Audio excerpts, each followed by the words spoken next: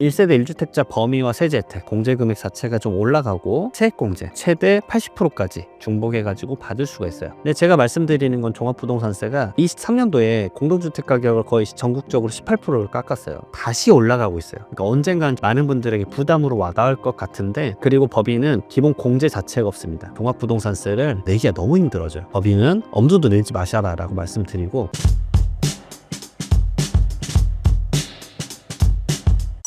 2025년 부동산 세금 관련 내용을 전체적으로 정리해 주신다면요?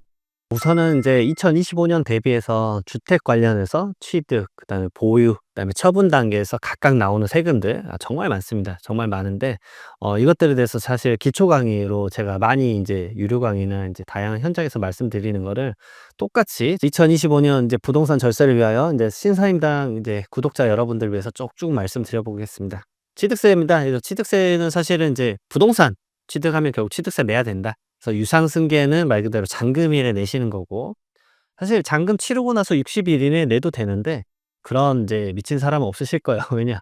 등기를 안 하면 소유권이 이제 넘어오지가 않습니다. 취득세 내고 취득세 완납 영수증을 가지고 등기소를 가야 등기가 완료돼요. 그건 모든 거래 형태에서도 똑같습니다. 무상승계도 마찬가지예요. 증여도 증여 관련된 취득세를 안 내면 등기소에서 등기를 안 해주는 거예요. 상속도 마찬가지예요. 상속 취득세 내야 취득세 완납증명서를 가지고 등기소를 갈 수 있다라는 거. 그 2023년도부터는 증여는 취득일이 속한 날의 말일로부터 3개월로 좀 바뀌었습니다. 증여는. 왜냐하면 시가 반영을 해요. 말 그대로 취득세도 상향이 됐습니다. 기존에는 증여 취득을 하면 기준시가로 냈어요. 그러니까 아파트는 공동주택 가격으로 냈단 말이에요. 그럼 낮은 금액으로 냈단 말이에요. 근데 요즘은 이제 시가 반영해가지고 취득세도 더 높아졌어요. 상속은 6개월입니다. 자, 이거 보시면 증여 3개월, 상속세는 6개월이니까 아유 기간 많네라고 생각하시는데, 상속 취득세 그래 길지 않습니다. 예, 상속세 신고 자체가 6개월 이내 하는 게 빠듯해요. 그래서 많은 것들에 대해서 이 기간 준 거는 거의 마지노선이다라고 생각을 하시고 접근하셔야 됩니다. 미리미리 준비를 하세요. 자, 주택에 대해서만 집중해서 보도록 하겠습니다. 예, 주택 매매취득세 같은 경우는 누진 단계가 돼요. 6억 원까지 1%, 그다음에 쭉 1.01부터 2.99%까지 9억 원까지 올라가고 9억 원 초반 3%입니다. 실질적으로 수치로 말해 딱 와닿아요. 이게 취득가액이 5억 원이면 1%니까 500만 원. 근데 10억 원이 되면 취득가액은 2배 올라갔지만 취득세율은 3%, 3배가 올랐죠. 그러면 몇 배가 올라갈까요? 6배가 올라가는 거예요. 그래서 3천만 원. 이게 느낌이 확 다르시죠? 이게 느낌이 확 달라요. 그래서 취득세에 대해서도 재원 마련을 많이 해 놓으셔야 된다. 왜냐, 취득세를 못 내면은 말 그대로 등기를 못 치니까. 그리고 주택 매매 취득세를 보시게 되면 주택 수에 따라서 또 여기서 끝나는 게 아니죠. 조정 대상 지역은 취득세율이 더 올라가요. 조정 대상 지역은 지금 네 군데 있습니다. 강남 3구, 강남 서초, 송파, 그다음에 하나, 용산, 네 군데입니다. 지금 네 군데만 남아 있는데 여기서는 두 번째 주택부터는 취득세가 중과가 돼요. 그러니까 기존의 첫 번째 주택이 어떤 지역에 있는지 전혀 상관이 없어요. 근데 두 번째로 내가 조정 대상 지역, 예를 들어서 송파구에서 주택을 취득할 거야라고 하면은 그때부터 바로 과거 거 다 필요 없고 너 이제 8.4%. 근데 국민주택 규모가 초과됐다? 9% 내야 돼라고 가는 거예요. 근데 유일하게 조정 대상 지역에서 일시적 1세대 2주택이 됩니다. 그래서 종전주택이 있었고 신규 주택을 취득을 하는데 8.4%나 9% 내기 싫으면 종전주택을 3년 이내에 팔아. 그러면은 내가 일반적인 취득세 적용을 해줄게. 말 그대로 거주의 이전에 대해서 3년간의 여유를 주는 거예요. 종전주택이 안 팔릴 수도 있는데 새로운 주택 가서 살다가 3년 이내에만 팔아라. 이런 내용입니다. 말 그대로 이거 좀 핵심이니까 중요하셔요. 근데 3년 이내에 못 팔면 그러면 적게 냈었던 것에 대해서 추징을 한 번에 해가지고 가산세까지 매길 수 있다라는 거. 그다음에 3주택부터는 12.4%, 그다음에 전용 국민주택 규모 초과를 하게 되면 13.4%. 너무 높은 세금이죠. 그래서 일반적으로 저렇게까지 접근하기가 쉽지가 않아요. 그래서 요즘 강남 3구나 용산이 가격이 더 오르는 이유도 제가 봤을 땐 취득세 영향이 클 겁니다. 말 그대로 똘똘한 한 채로 집중이 포커싱이 돼 있는 거예요. 그래서 특정 지역의 가격이 계속 올라가는 겁니다. 왜냐? 기존에 있던 거 다 정리하고 한 채만 강남에 사자. 이건 거예요. 그래서 가격이 말도 안 되게 올라가는 그런 상황이 펼쳐지고 있는 거고, 비조정 대상 지역은 2주택까지는 괜찮아요. 3주택부터 8.4%, 4주택 12.4%. 여유가 한 주택 더 있죠. 이런 정도의 이제 률은 좀 알고 계셨으면 좋겠다. 자, 그다음에 상속 증여 같은 경우도 취득세를 내야 된다 말씀드렸죠. 상속 취득세도 생각보다 높아요. 근데 저기서 유의할 게 뭐냐면, 상속인이 상속 개시일 돌아가신 날에 무주택자였다. 그래서 내가 상속을 받은다 그러면 취득세율이 낮아요. 일반적인 취득세가 그 상속취득세 2.96이랑 3.16이잖아요. 3%라고 잡으면 무주택자 취득세는 간단히 잡으면 1%잖아요. 그러니까 3배가 적어요. 이 3배가 몇 천만 원 차이입니다. 그래서 이렇게 비율을 짜요. 자, 예를 들어서 자녀가 3명이다. 그러면 등기를 3분의 1씩 하면 안 돼요. 무주택자인 이 상속인이 1명 있고 유주택자가 2명 있다. 그러면 똑같은 3분의 1이지만 다른 뉘앙스가 있죠. 33%, 33% 그리고 34%를 가져가라. 왜냐하면 무주택자가 1%라도 0.1%라도 더 많다라고 하면은 전체를 무주택자 취득세 1%로 반영을 해줘요. 아주 나이스한 거죠. 자, 이런 것들 여러분들 꼭 알고 계셔야 돼요. 그게 몇 천만 원을 줄이는 절세 전략이 될 수도 있습니다. 자, 증여취득. 주택은 국민주택 규모로 인해서 3.8%와 4%를 나누게 되어 있어요. 근데 조정대상 지역 내 증여취득이 뭐냐면 증여자, 주는 사람이 다주택자인 거예요. 2주택자 이상인 사람인데 그중에 조정대상 지역 내 주택을 자녀에게 준다 가정을 해 볼게요. 자녀에게 준다. 그러면 너 증여자, 주는 사람이 다주택자니까 받는 수증자가 증여취득세를 3배 더 내라는 룰이에요. 근데 저게 시가표준액 말 그대로 공동주택 가격이나 개별주택 가격이 3억 원 이상인 경우에만 해당하는데 대부분 여기에 해당하겠죠. 그러니까 빌라 조그만 것도 강남은 막 3억씩 넘어가기 때문에 저취득세가 너무 과도해요.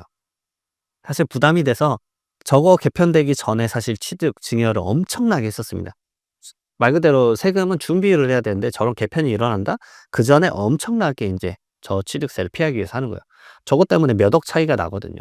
근데 자녀들이 다 대부분 받는 나이대가 언제냐면 딱 이 정도예요. 신혼부부 내외예요. 그 신혼 결혼하기 전후란 말이에요. 근데 저게 10억 짜리로 계산을 간단하게 한번 해 보시죠. 그러면 중과세 맞기 전에 취득세는 3.8%나 4%니까 한 4천만 원의 증여 취득세를 내는 거예요. 근데 중과세가 적용이 돼 봐요.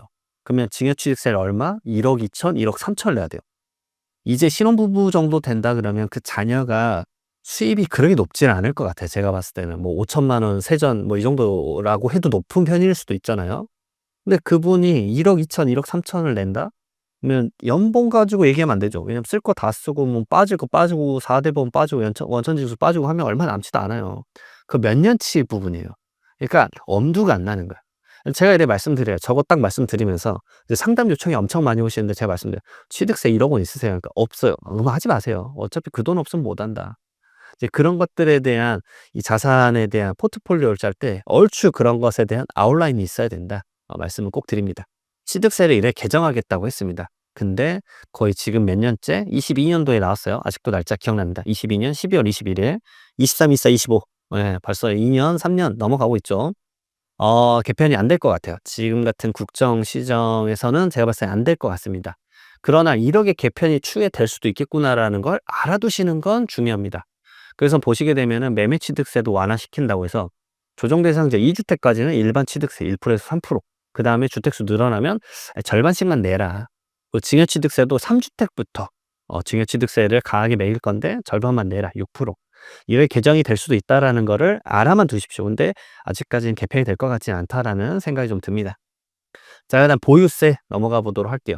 첫 번째로 재산세가 있는데 재산세는 이제 국가에서 정확하게 계산해서 주기 때문에 그 부분에 대해서는 절세 포인트가 따로 없습니다. 그래서 재산세는 좀 넘어가도록 하고 종합부동산세 보시게 되면은 종합부동산세 공포를 많이 느끼하시는 분들이 많은데 생각보다 이제 종합부동산세는 공포, 걱정할 세금이 아니게 됐어요. 생각보다 많이 안 냅니다. 그래서 주택 공시가격 거기 전부 다 더한 다음에 많이 올라갔어요. 공제액수도 올라갔죠. 기존엔 6억 원이었는데 일반적으로 9억 원까지 올라갔고 1세대 1주택자는 9억 원에서 12억 원까지 올라갔기 때문에 생각보다 세부담이 많이 줄어들어요. 그리고 이 금액에서 공정 시장 가격 비율 60%를 고배해요. 그러니까 확 떨어져요 또. 그게 과세 표준이 되고 거기다 세율을 고하는 건데 세율도 좀 많이 봐주고 있고 그다음에 1세대 1주택자 같은 경우는 고령자나 장기 보유자 세액공제도 적용받을 수 있습니다. 그래서 보시게 되면 23년도에 이게 개편이 많이 됐어요. 그래서 개편이 돼서 세액 계산 보시게 되면은 종부세는 몇 배씩 쑥쑥 빠져요. 그러니까 1,180만 원 내던 분이 270만 원만 내면 되기 때문에 확 압도적으로 줄었다라는 거 알 수가 있습니다. 자, 그리고 1세대 1주택자 범위와 세제 혜택 말 그대로 세대원 중에 한 명만 한 주택을 갖고 있다라고 하면은 공제 금액 자체가 좀 올라가고 그다음에 세액 공제 요렇게 뭐 최대 80%까지 중복해 가지고 받을 수가 있어요. 그래서 강남 지역에 있더라도 이런 것들 적용을 받으면 생각보다 부담이 엄청 크진 않다.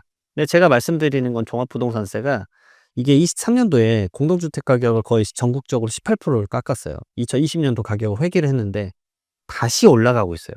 그러니까 언젠간 저는 다시 이게 많은 분들에게 부담으로 와닿을 것 같은데, 제가 생각한 시점은 한 26년, 27년도부터는 '어 종부세가 이제 좀 부담이 되네. 어떡하지?' 라고 생각하는 시점이 제가 봤을 땐 돌아올 것 같습니다. 그래서 25년도에는 요 정도만 알고 계셔도 좀 도움이 되지 않을까. 근데 만약에 3주택자 이상이면서 과세 표준이 12억 원 이상이다, 그러면 이분들은 올해도 여김없이 부담이 클 거예요. 과세 기준일은 6월 1 일자입니다. 6월 1 일자에 주택을 갖고 있는 사람이 이걸 내는 거예요. 그래서 그전에 빨리 팔거나, 근데 가격이 더 올라갈 것 같다 그러면은 '내가 종부세를 버틸 수 있을 것인가.'라는 고민을 꼭 해 봐야 돼요.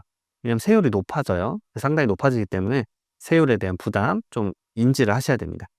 자, 그리고 여기 보시게 되면 법인 같은 경우는 바로 단일 세율이에요. 2.7%나 5%. 그래서 법인 가지고는 저는 주택을 하라라고 절대 말씀을 못 드려요. 저거 못 버텨요. 그리고 법인은 기본 공제 자체가 없습니다. 여기 보시게 되면 공제금액 9억 원, 12억 원 있는데 저거 자체가 없어요. 그러니까 종합부동산세를 내기가 너무 힘들어져요. 법인은 엄두도 내지 마셔라라고 말씀드리고, 하나 더. 자, 보게 보십시오. 개인은 주택 수에 따라서 취득세율이 이르게 그라데이션처럼 올라가는데 법인은 바로 처음부터 12%예요. 그 법인으로는 주택을 취득하는 것도 힘들고 그다음에 추후에 유지하는 것도 힘들다라고 말씀을 드립니다. 법인으로 주택 투자하는 건 생각도 안 하셨으면 좋겠다, 우선 말씀을 드립니다.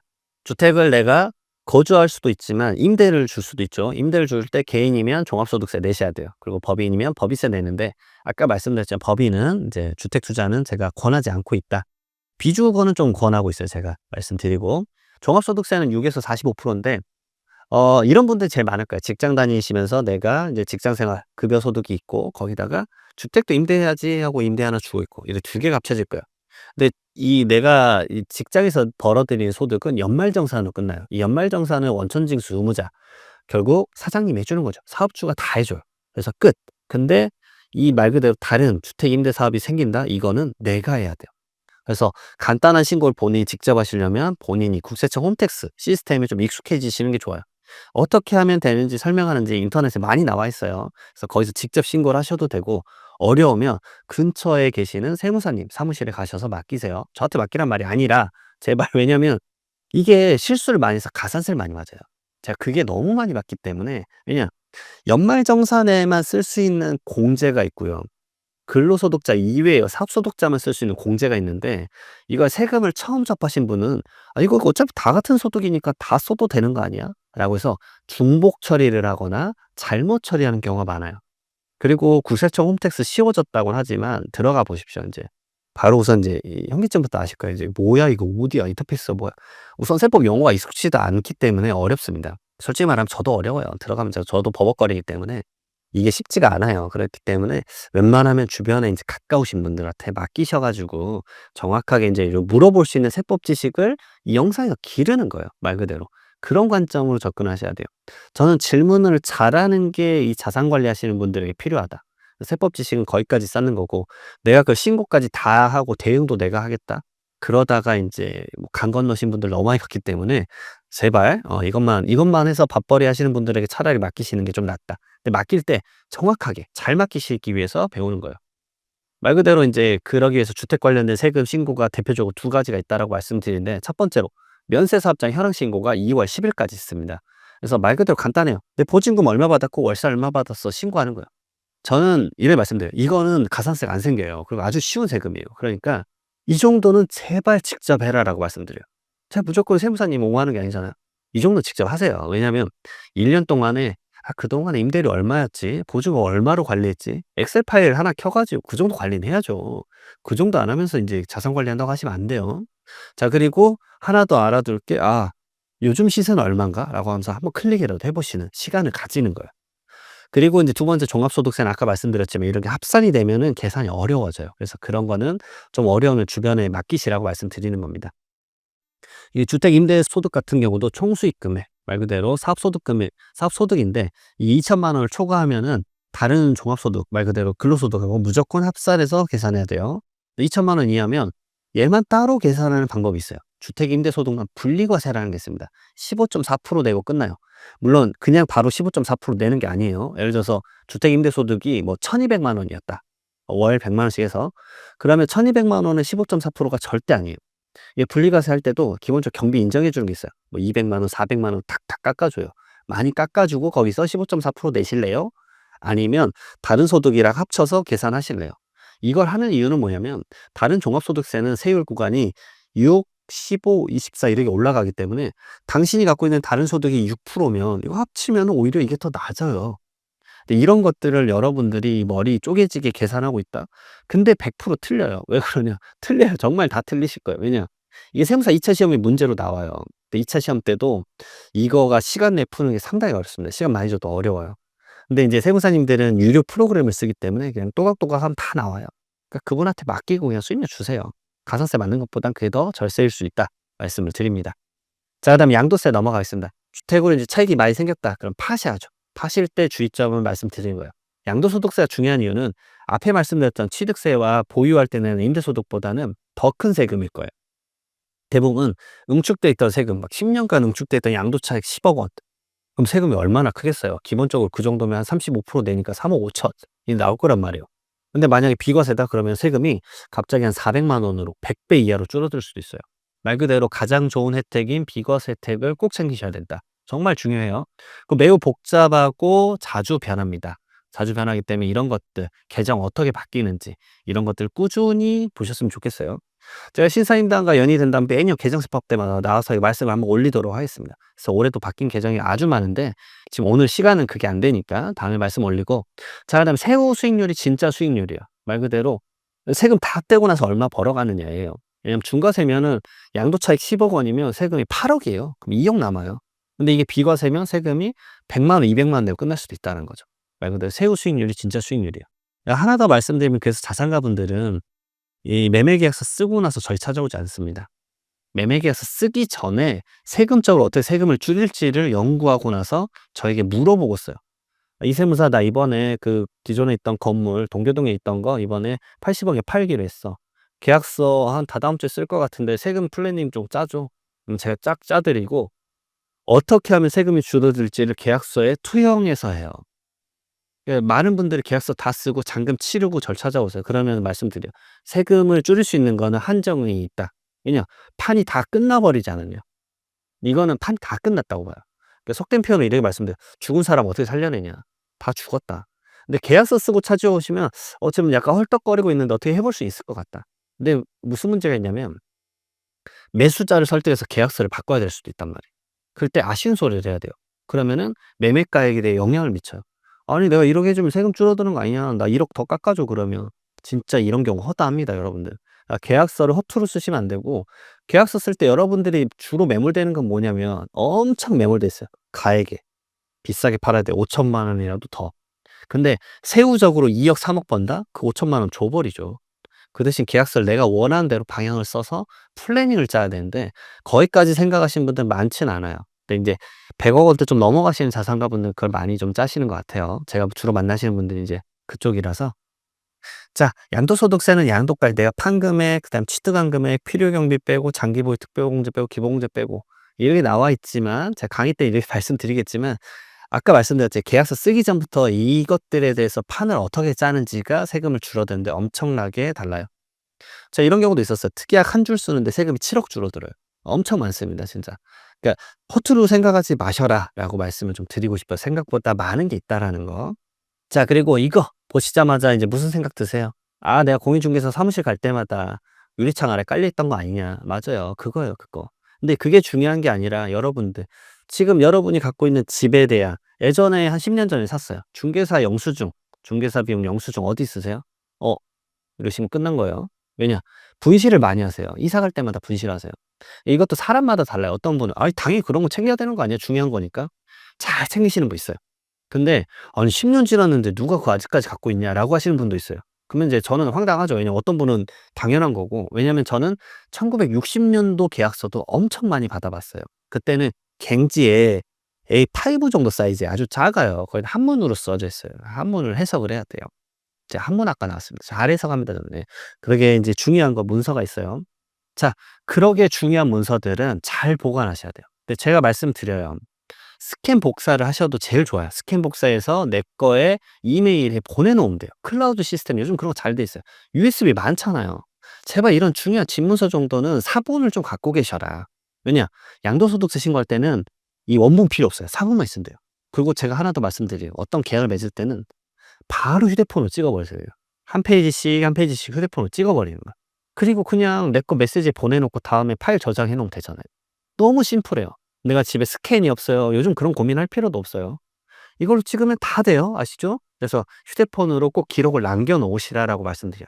여기 부분이 중요한 게 아니라 이 부분들에 대해서 추후에 입증받으려면 여러분들이 어떻게 자세를 가져야 되는가. 이게 더 중요해요. 제가 최근에도 그랬어요. 어떤 분이 인테리어로 2014년도인가요? 그때 1억 2천만 원 주고 인테리어를 했어요. 경비가 없네. 입증 서류가 하나도 없는 거예요. 그러니까 미치죠. 그럼 경비 인정을 못 받으니까. 근데 다행히 뒤지고 뒤지다가 뭐가 나왔냐면 계좌이체 내역이 한 7천만 원어치 나왔어요. 그래서 그거 주세요 그러면. 계좌이체 내역은 적격 증빙이 없어도 인정을 받을 수가 있거든. 그런 식입니다. 여러분들 그 7천만 원 세금 줄어드는 게 그분이 한 3-4천만 원 줄어들었어요. 이거 종이 하나가 그 입증 하나가 여러분들에게 크나큰 이득을 줄 수 있다라는 거.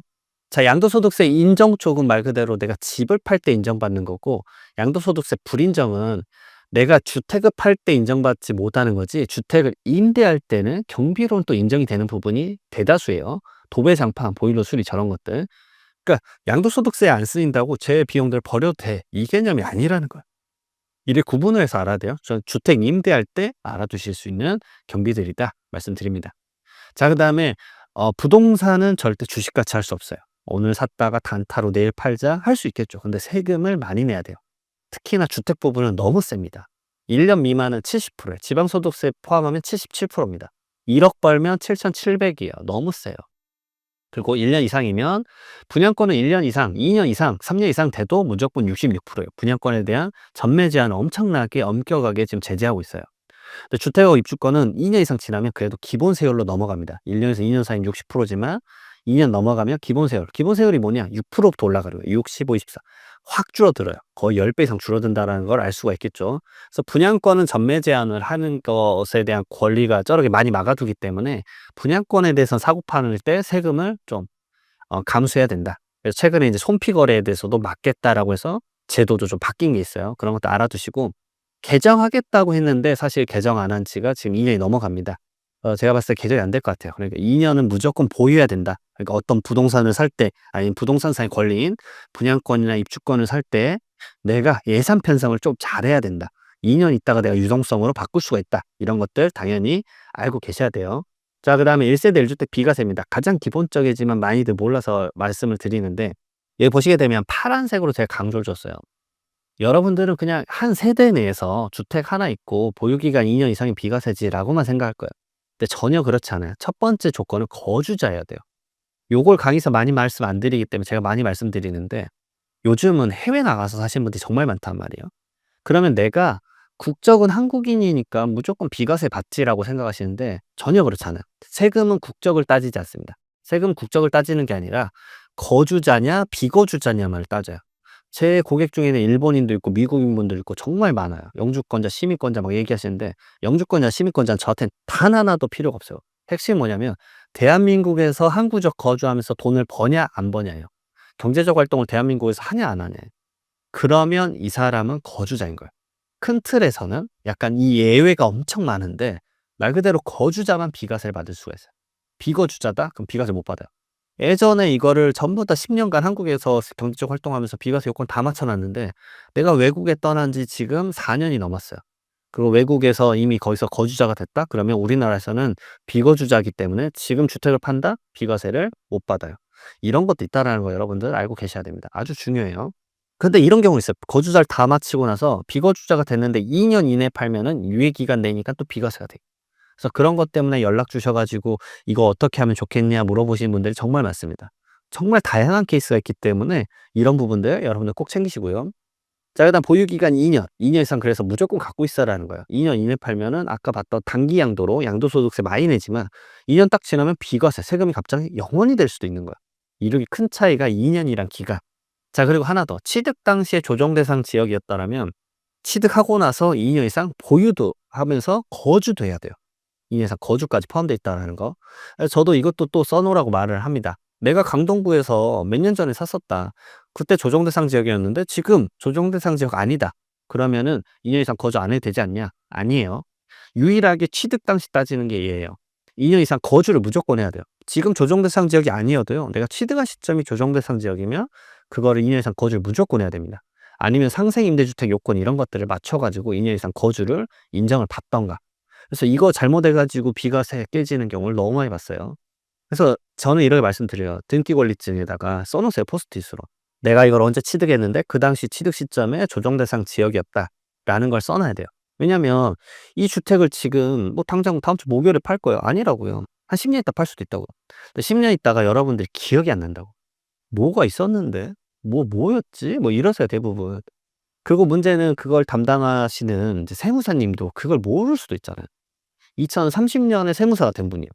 '뭐지 그런 게?' 이럴 수도 있다고요. 그러면은 인제 여러분들의 재산을 많이 손실 볼 수 있기 때문에 부동산 거래는 자주 일어나지 않아요. 제가 이렇게 말씀드려요. "평생에 주택 사고 파는 거 5번 내외일 거다, 웬만한 분들은." 근데 그 한 번의 거래 때 엄청난 자금이 오가는데 아무런 생각도 안 하고 그냥 매도가에게만 매몰돼 가지고 다른 것들을 못 챙기는 거 보면 너무 안타깝다. 그러니까 경험이 없으니까 그런 것 같기는 한데 그때 몇 억씩 날리면은 저한테는 이제 이런 식이죠. 명절에 친척분이 만나면 "근데 내가 팔았는데 이렇게 팔았으니까 이렇게 하면 한 1억 빠지는데." 막 충격을 먹으세요. 그 양도가액 그 매도가액 2천만 원, 3천만 원 올리려고 아둥바둥했는데 뭐 세금 이것만 했으면 1억 빠지는데 막 이런 얘기 들으면 현타가 오는 거예요, 말 그대로. 그러니까 그런 것들이 정말 많습니다. 잘 챙기시길 바랄게요.